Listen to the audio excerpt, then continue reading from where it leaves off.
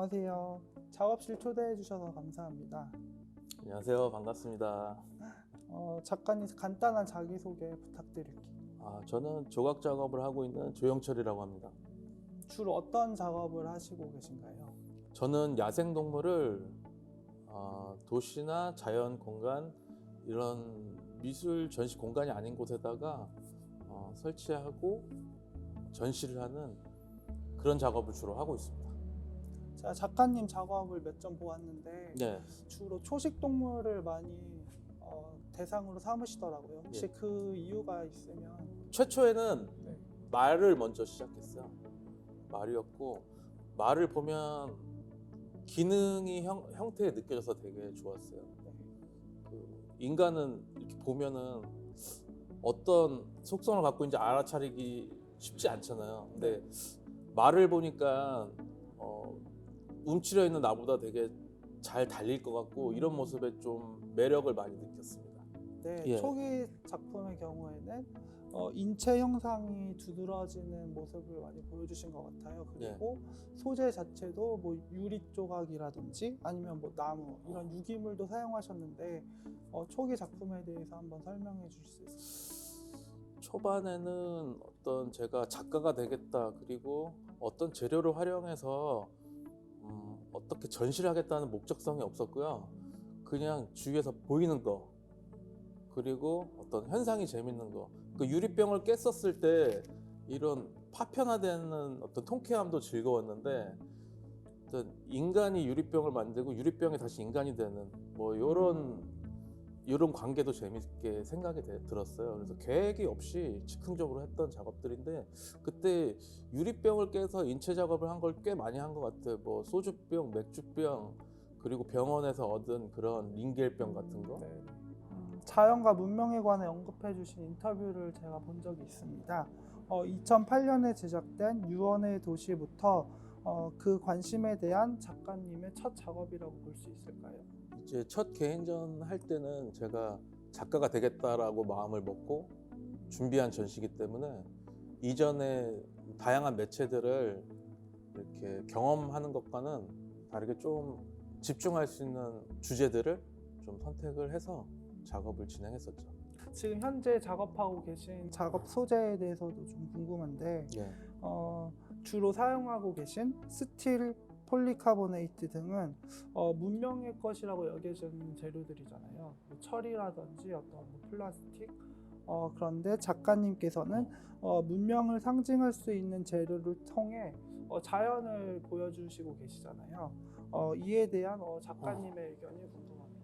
그거를 유언의 도시랑 연결해서 얘기해 보고 싶은데요. 네. 유언의 도시 때는 제가 도시에서 태어나서 자연을 먼저 경험한 것보다 시멘트 같은 것들, 제가 네. 살고 있는 온통 사방이 시멘트였잖아요. 속성을 네, 살펴보면 벽지로 덮여 있지만, 그게 아마 제가 최초에 경험한 어떤 자연의 모습이 아니었나 싶었어요. 그리고 어떤 중심에 거대한 건물을 두고 사람들이 도열해 있잖아요. 네. 제가 집 밖에 나왔을 때 어떤 건물의 구조들, 수직적으로 서로 규칙적으로 배열돼 있고, 도로 같은 것들, 이런 도시의 질서들이 되게 규격화되어 있다라는 어떤 제 체감 때문에 그런 작업이 나왔는데, 그 이후의 작업들을 보면 자연에서 얻은 선들, 그리고 로우 폴리 타입의 각상을 만들더라고 하더라도 투명하게 제작을 해가지고 투영성을 넣어서 이게 환경과 결합을 시킬 수 있을까라는 시도들이 연속되었던 것 같아요.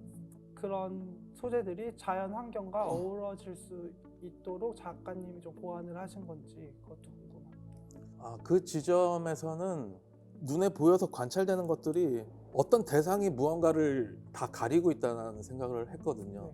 무언가 내 앞에 있으면 그 뒤 이면을 보기가 어려웠었고, 그리고 가깝게는 거리의 조각상이라든지 어떤 뭐 강한 어떤 철학적 사유라든지 인류가 만드는 어떤 문명 체계가 이게 서로 공존하면서 소통을 하고 있나, 그거를 제가 물질성으로 가지고 왔을 땐 서로 이런 것들이 교묘하게 교차되는 지점을 찾으면 좋겠다. 요런 생각들이 있었던 것 같아요. 이번 A마크 전시에 출품했던 작품에 대한 질문입니다. 작가님께서는 작업이 인류 멸종 이후에 조각이라는 그런 설정을 가지고 오셨어요. 작업을 구성하게 된 계기와 작품 제작 과정 등이 궁금합니다. 장난스러운 이미지의 로봇 형태인데요. SF 장르의 영화들을 보면은 일종의 클리셰 같은 것들이 느껴지잖아요. 네. 이야기들이 이렇게 전개되다가 여기에 나오는 로봇들과 인간의 관계들이 이런 식으로 서로 어떤 갈등 또는 사건들이 벌어지겠다. 결과는 이런 식으로 도출되겠다라고 엮이는 이야기들이 보여지는데 그 지점이 재밌었어요. 그래서 상상을 해봐요. 이렇게 원활하게 시간이 지속되기만 할까. 또 최근에 팬데믹 상황 속에서 생각을 해봤죠. 작업실에서 내가 문을 열고 나가는데 인류가 다 멸종해 있으면 어떡하냐. 그러면은 자동화 기계만 남겠네. 자동화 기계는 인류가 마지막으로 어떤 지시를 내린 것을 행하고 있겠구나. 그래서 제가 작가님 그 작업을 봤을 때 예. 영화 월이가 떠올랐어요. 예. 월이도 황폐해진 지구에서 묵묵히 자기가 할 일을 이렇게 수행을 하고 있잖아요. 예. 약간 그런 것도 많이 참고가 되셨는지. 네, 많이 참 그런 거 보면서 되게 흥미롭게 생각을 해서 나중에는 그 SF 장르에 나온 어떤 사건들만 모아서 작업을 전개해볼까 이런 생각도 좀 해보고요. 어떻게 보면 좀 미래 사회의 자연이라고 볼 수가 있겠네요. 네, 이제는 자연의 범위를 플라스틱이랑 기계랑 이런 것들도 같이 포함시켜서 봐야 되지 않을까라는 생각합니다. 현재 하고 계신 공공조각 시리즈의 제작 방법이 궁금합니다. 저는 작업을 이렇게 너무 계획적으로는 못하고요. 허공에다가 이렇게 그림을 그려봐요. 제가 2차원 이런 뭐 페이퍼라든지 또는 컴퓨터에서 3D로 만드는 어떤 이렇게 작업이 진행될 때는 생각이 되게 많이 막히는데 허공에다 대고 어떤 상상을 해서 이미지를 띄우고 그러면 허공에 이런 지점들을 잡아서 연결시키면 형태가 나오는 이런 식으로 작업을 진행하고 있습니다. 그렇게 작업하시다 보면 대형 작업이다 보니 네. 어떤 무게 중심을 잡는다든지 어떤 기술적인 부분에서 좀 문제가 발생할 경우도 있지 않나? 그것도 궁금합니다. 또 저 전시하다 보면 변수가 많아요. 뭐 태풍 같은 때는 우리가 평소에 느끼지 못하는 바람인데 작품이 그럴 때도 잘 서 있어야 되고 하니까 어떻게 보면 되게 그 작업이 보여주는 그런 형체뿐만 아니라 그런 물성까지도 되게 야생적이라고 좀 볼 수가 있겠네요. 작품도 진화하고 적응을 해야 되고 실제로 야외 전시하다가 작품 넘어가고 이런 적도 아주 창피한 일인데 왕왕 생기기 때문에 점점 그런 부분에 신경을 좀 많이 쓰고 있어요. 그 조각들의 그런 동물의 모습은 어디서 착안해 오시는지 그것도 궁금합니다. 야생동물을 옮겨올 때 어떤 식으로 제가 제 조형 언어를 담아서 이야기를 할지를 좀 생각을 좀 해봐야 되는데요. 야생동물의 생태, 습성, 그리고 야생동물과 인간과의 관계 이런 것들에 대해서 생각을 하면 그 존재들이 어딘가에서 어떤 역할을 하고 있는 상황 여기서 작업 구상이 좀 많이 돼요. 야생동물의 어떤 습성이랄지 아니면 그들의 태도가 좀 작업에 많이 녹아들었다고 볼 수도 있겠네요. 오늘 제가 태어난 이 시점에서 제가 느끼는 동물의 모습은 뭐냐면요. 과거 인류가 동물이 있었기 때문에 생존을 했다고 보거든요.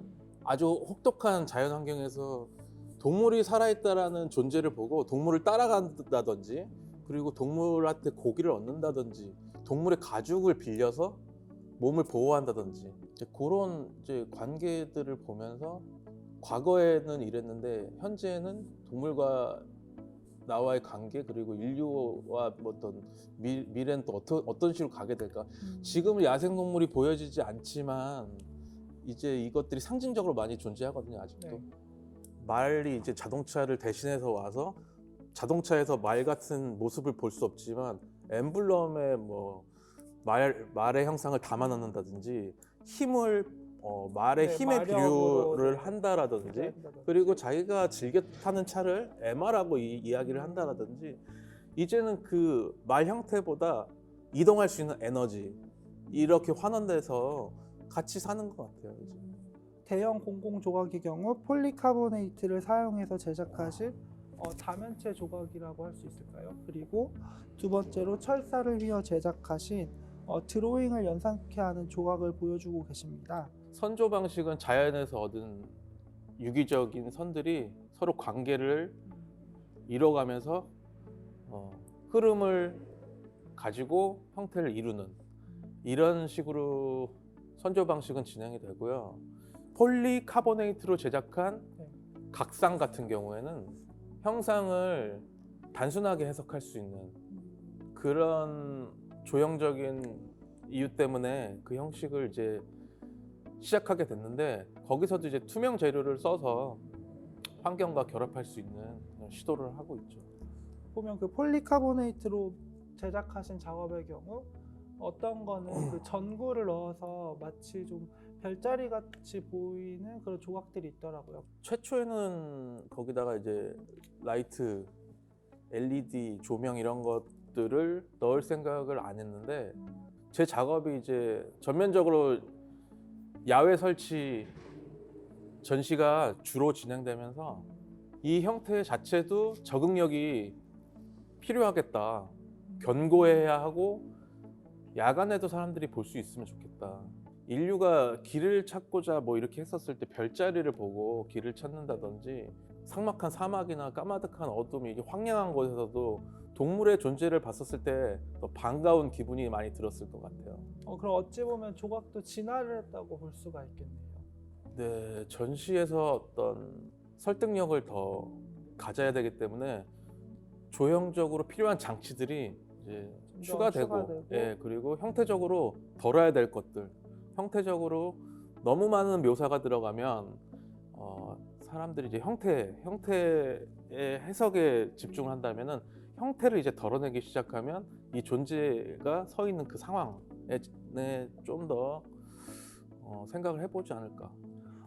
앞에서 말씀하신 각상 조각이라든지 아니면 그런 선 드로잉 조각 두 가지 경우에는 자연에 놓았을 때 네. 어떤 역할이나 장소성이 두 조각이 확연히 좀 다를 것 같아요. 그것에 대해서 작가님이 뭐 염두를 하고 계신지 뭐 그런 것이 궁금합니다. 선조 방식 메시 타입으로 제작을 했었을 때 제가 많이 좀 만족스러운 전시가 있었어요. 그 청계천 물길을 이렇게 물길에서 이동하는 코끼리 행렬, 코끼리의 이동, 그 야생동물이 이렇게 도심을 가로질러서 이동하는 전시를 한 적이 있는데, 도시에서는 모든 것들이 이렇게 면으로 되어 있잖아요. 도형이고 각이고 직선적이고 갇혀 있고 좀 차갑고. 예.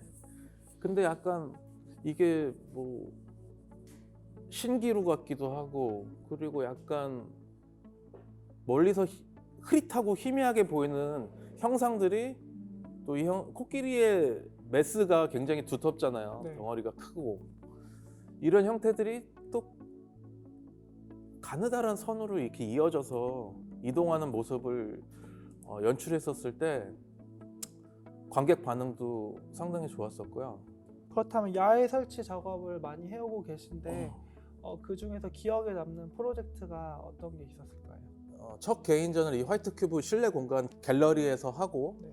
그 전시를 몽골에서 그 전시를 해달라는 연락을 받았어요. 네. 몽골에 가서 현지에서 재료를 구하고, 몽골은 완전 자연과 이제 도시가 조금씩 갖춰져 가는, 급속도로 갖춰져 가고 있는 속도가 확연하게 보이는 그런 나라였었는데, 울란바타르에서 재료를 구하고 작업을 한 다음에 그 작품들을 이동할 수 있는 계획을 세워서 초원으로 이동시키는 그 전시가 기억에 많이 남았는데, 현지에서 그런 재료를 구하고 제가 창작을 하기 위해서 여러 가지 어떤 상황들을 찾았었는데, 여러 가지 필요한 것들을 찾았었는데, 이게 또 생각을 해보면 과거 인류가 생존을 위해서 뭔가 막 찾아다녔던 또 수렵을 하고 수집을 하고. 예, 요런 모습과 되게 닮았다. 그래서 그 전시가 기억에 많이 남고요. 그러면 그 몽골에서의 전시가 어떤 작업의 큰 전환점이 되었을까요? 예, 몽골 전시를 보면 생각해보면 지금까지 제가 어떤 야생동물 형태를 만들면 이 형태를 통해서 정지해 있던 정주하고 있는 제가 이동을 하게 되는 것 같아요. 이게 실제 살아있는 야생동물은 아니지만 살아있는 야생동물인 것처럼 이동하고 움직이는 상황들이 발생하는 거죠. 그렇다면 그거에 좀 연계된 질문이라고 생각하는데 작가님의 유튜브 채널이나 예. SNS 어떤 작업실의 캠핑 도구들을 보면 캠핑을 좋아하시는 것 같은데 여행이나 이런 캠핑이 작업에 어떤 영감을 가져다 주기도 하나요? 처음에는 작업실에서 너무 하드한 재료를 다루니까 네. 쇠를 자르고 용접하고 뭐 무거운 걸 들고 이런 걸 하다 보니까 작품을 구상할 때 일단 중압감을 많이 가졌죠. 일단 체력적으로도 그렇고 그래가지고 가벼운 스케치 도구라든지 제 사진 찍는 것도 좀 좋아해서 네. 여행 다니면서 그런 작업을 좀 하고 싶다라는 생각이 있었어요. 그래서 캠핑카를 제작을 하고 그러니까 보통 사람 같으면 그러면 그냥 여행을 이렇게 가면 되는데 조각가이다 보니까 뭐를 또 그렇게 또 만들고 시작을 해요. 또 캠핑이라는 것을 떠나는 것 자체가 정말 생존에 필요한 어떤 물품들만 챙겨서 이렇게 장소를 이동해서 옮긴다는 것 자체가 뭔가 유목민의 삶과 맞닿아 있거나 아니면 그렇게 이렇게 유목을 하는 그런 말이나 어떤 초식 동물들의 삶과 좀 닮지 않았나 그런 생각이 들어요. 좀 여행 다니다 보니까 결론적으로 제가 하고 싶은 얘기가 여행이랑 이런 캠핑이랑 막 생존 게임을 혼자 하다 보면 결국에는 집이 제일 좋다. 여행의 끝은 내가 정주하는 곳이다. 그거를 되게 크게 느끼는 것 같아요. 작가님 같은 경우는 인스타그램이나 유튜브 네. 활동도 열심히 하고 계신데 이렇게 열정적으로 시작하게 된 어떤 계기가 있으실지 궁금합니다. 미술 행사에서 전시를 만드는 사람들이 보여주는 모습으로 작가들이 비춰지게 되잖아요. 그런 모습 이외의 장면들, 작품의 결과물만 사람들이 제공받아서 본다고 한다면은 그 과정까지도 이제는 사람들이 소비를 하는 것이 필요하다라고 생각을 했어요. 이런 SNS 활동을 통해서 작업적인 측면이나 어떤 작가님에게 도움이 됐었던 점이 있었으면 다양한 사람들을 좀 많이 만나게 되는 것 같아요. 의류회사에서 작가가 작업할 때 이거를 입어달라. 협찬이 들어오는 거. 네, 협찬도 되고 제가 작품을 만들어서 전시하는 대가로 돈을 받아봤지 제가 작업하고 있는 모습을 갖다가 돈으로 환원한 거는 SNS 시작하면서부터 이루어진 상황들인 것 같아요. 어떤 어려움이 없으신지? 일단은 창피하고요. 카메라에 이렇게 얼굴이 나온다는 게 제가 무슨 뭐 방송하는 사람도 아닌데 네가 네 스스로 사진 찍어서 올리고 네가 네 스스로 유튜브 하는 게 무슨 의미가 있냐 이렇게 약간 보시는 분도 있고 제가 그런 얘기도 많이 들어요. 근데 저는 기존 사회 틀에서 저를 맞추는 것보다 제가 저를 편집하는 게 더 낫거든요. 그리고 좀 더 제가 보여주고 싶은 모습도 보여줄 수 있는 것. 그게 뭐 어려움이라면 어려움인데 그러니까 창피하다 약간 이런 게 좀 있는 것 같습니다. SNS 공간에서도 이렇게 관람객과 소통을 뭐 자유롭게 하고 계신지 그것도 궁금해요. 제가 야외 설치 전시할 때 SNS에 제 작품을 찍어서 올리시는 분들이 있어요. 그러면 거짓 사진 올리신 분들을 제가 다 찾아다녀요. 저는 어떤 의도냐면 팬데믹 상황에서 사람들이 오프라인으로 만나는 거 이외에 온라인상으로 소통하는 게 필요하다라는 생각을 했고 그들한테도 재밌는 경험이 많이 됐었던 것 같아요. 이거 만든 사람이 직접 찾아왔고 댓글 남기고 막 그랬네 이런 것들이 이렇게 소통한 부분이 야생동물을 통해서 그 사람과 제가 만난 거잖아요. 매개를 네, 해가지고 매개로, 작품을 매개로. 그래서 작품 자체가 메신저 역할을 해주기도 하고요.